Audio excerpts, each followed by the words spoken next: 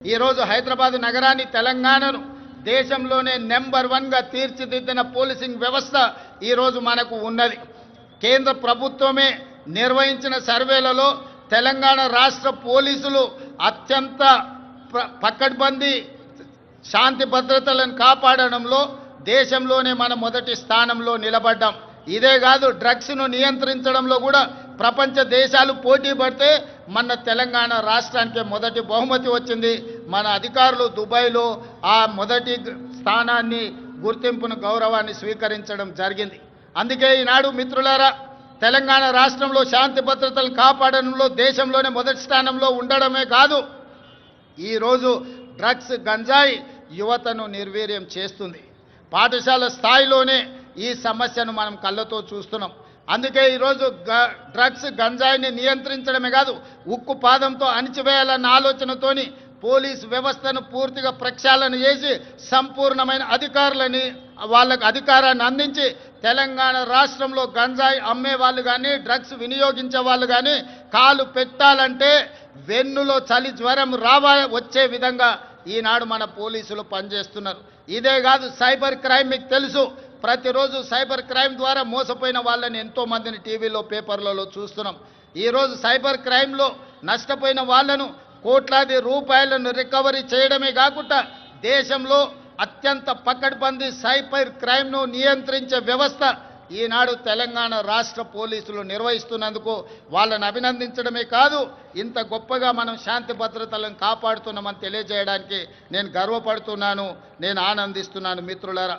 అదేవిధంగా మిత్రులారా, తెలంగాణ రాష్ట్ర ప్రభుత్వంలో ఈ మధ్య కాలంలోనే భారత్ సమ్మిట్ను మనం నిర్వహించుకోవడం జరిగింది.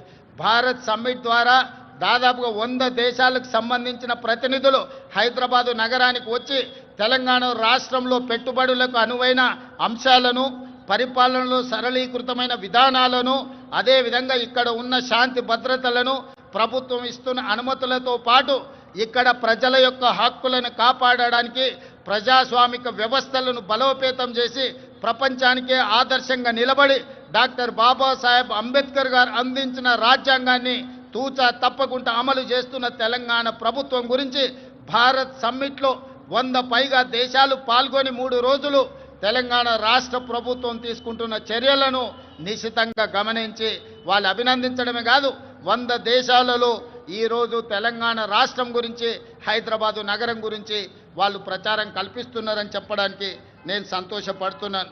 అదేవిధంగా ఈరోజు మీకు తెలుసు, ప్రపంచ సుందరి పోటీలు అందాల పోటీలు కాదు, ఇది తెలివికి, పరిజ్ఞానికి, ప్రపంచానికి పరిచయం చేయడమే కాదు, ఈరోజు తెలంగాణ రాష్ట్రంలో గొప్ప సంపద ఉన్నది. గుడులకు సంబంధించి కానీ, ప్రకృతి సౌందర్యం కానీ మన ప్రాంతంలో ఎన్నో ఉన్నాయి. రామప్ప దేవాలయం, 1000 స్తంభాల గుడి, అదేవిధంగా యాదగిరిగుట్ట టెంపుల్, ఈరోజు హైదరాబాద్లో చౌమల ప్యాలెస్ కావచ్చు, చార్మినార్ కావచ్చు, చార్మినార్ ప్రాంతంలో ఉన్న చుడీ బజార్ కావచ్చు, లాడ్ బజార్ కావచ్చు, ఇలా తెలంగాణ రాష్ట్రంలో ఉన్న గొప్ప గొప్ప కట్టడాలను, అదేవిధంగా ఈ అంతర్జాతీయ స్థాయిలో మన ఉత్పత్తి చేస్తున్న ప్రోడక్ట్స్ని అన్నిటిని కూడా ప్రపంచానికి పరిచయం చేయడానికి ఈరోజు ప్రపంచ సుందరి పోటీలను నిర్వహించడం జరిగింది. ప్రపంచంలోనే ఒక్క గొప్ప పిల్లల మర్రిగా పాలమూరు జిల్లాలో ఉన్న పిల్లల మర్రిని ఈ పర్యాటకులు వచ్చి చూడడం జరిగింది. ఈరోజు 108 దేశాలకు సంబంధించిన ప్రతినిధులు ఈ ప్రపంచ సుందరి పోటీలలో పాల్గొనడం జరిగింది. 25 రోజులు ఇక్కడ అన్ని రకాలుగా రక్షణ కల్పించి అన్ని ఏర్పాట్లను మన టూరిజం డిపార్ట్మెంట్ చేయడం ద్వారా ఈరోజు ప్రపంచానికే హైదరాబాదు నగరం, తెలంగాణ రాష్ట్రం పెట్టుబడులకు అనువైన కేంద్రంగా ప్రభుత్వం ఇతర దేశాల నుంచి వచ్చిన పర్యాటకులకు రక్షణ కల్పిస్తుంది. వాళ్ళందరూ కూడా ఈ రాష్ట్రంలో పర్యటించవచ్చు. ఈ రాష్ట్రంలో పర్యాటకులు చూడడానికి అద్భుతమైన కట్టడాలతో పాటు ప్రకృతి సౌందర్యం ఉంది అని ఈరోజు ప్రపంచానికి చాటి చెప్పడం జరిగింది. టూరిజం డిపార్ట్మెంట్ కూడా ఒక గొప్ప కార్యక్రమాన్ని తీసుకొని అద్భుతంగా నిర్వహించిందని మీ అందరికీ తెలియజేయడానికి నేను సంతోషపడుతున్నాను. అదేవిధంగా మిత్రులారా, 2047 నాటికి భారతదేశానికి స్వతంత్రం వచ్చి 100 సంవత్సరాలు పూర్తి చేసుకోబోతుంది.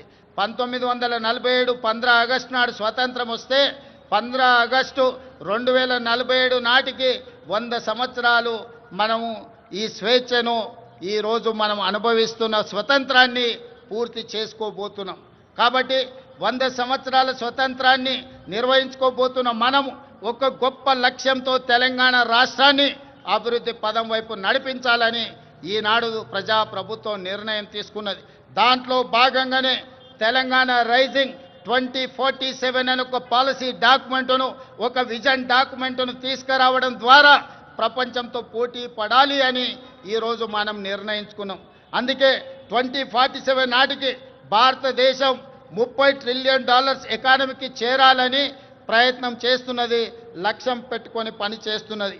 మరి భారతదేశం ప్రభుత్వం $30 ట్రిలియన్ ఎకానమీని ఈరోజు దృష్టిలో పెట్టుకొని ప్రణాళికలు చేసుకుంటే తెలంగాణ రాష్ట్ర ప్రభుత్వం అందులో భాగస్వామి కావాలి, అగ్రభాగాన నిలబడాలి అని తెలంగాణ రైజింగ్ 2047 పాలసీ డాక్యుమెంట్ తీసుకొచ్చినాం.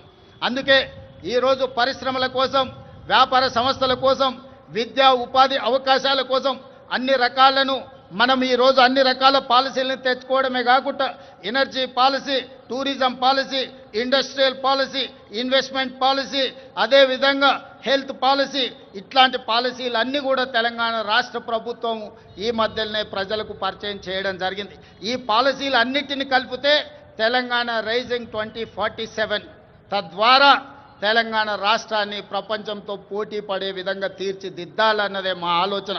అందులో భాగంగా రాబోయే 10 సంవత్సరాలలో తెలంగాణ రాష్ట్రం యొక్క ఆదాయాన్ని $1 ట్రిలియన్ ఎకానమీగా మార్చి, అదేవిధంగా 2047 నాటికి దేశం $30 ట్రిలియన్ ఎకానమీకి చేరాలంటే తెలంగాణ రాష్ట్రం $3 ట్రిలియన్ ఎకానమీగా మారాలి అని ఈరోజు లక్ష్యం పెట్టుకొని ముందుకు వెళ్తున్నాం.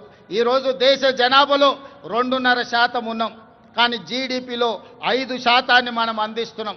రేపు భవిష్యత్తులో 2047 నాటికి 10% జీడిపిని అందించే విధంగా తెలంగాణ రాష్ట్రాన్ని తీర్చిదిద్దాలంటే industrial policy, infrastructure policy, investment policies అన్నిటిని కూడా తీసుకొచ్చి ఈ దేశంలోనే అగ్రగామిగా రాష్ట్రాన్ని తీర్చిదిద్దాలని మేము ప్రయత్నం చేస్తున్నాం.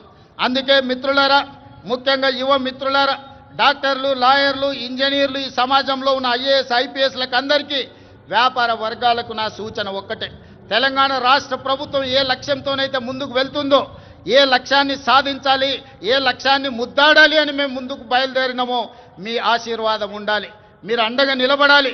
ఈనాడు తెలంగాణ రాష్ట్రం దేశానికి కాదు ప్రపంచానికి ఆదర్శంగా తీర్చిదిద్దాలంటే మీరందరూ అండగా నిలబడండి, ఆశీర్వదించండి.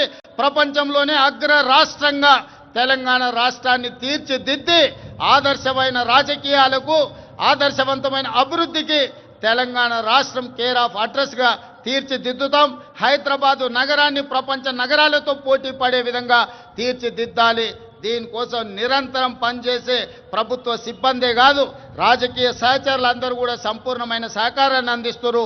ప్రజలందరికీ 4 కోట్ల తెలంగాణ ప్రజలకు నూతన రాష్ట్ర ఏర్పాటు శుభాకాంక్షలు తెలియజేయడమే కాదు, భవిష్యత్తు లక్ష్యాన్ని దృష్టిలో పెట్టుకొని మనందరం కలిసికట్టుగా ఏకమై మనందరం కూడా ముందుకు సాగాలి.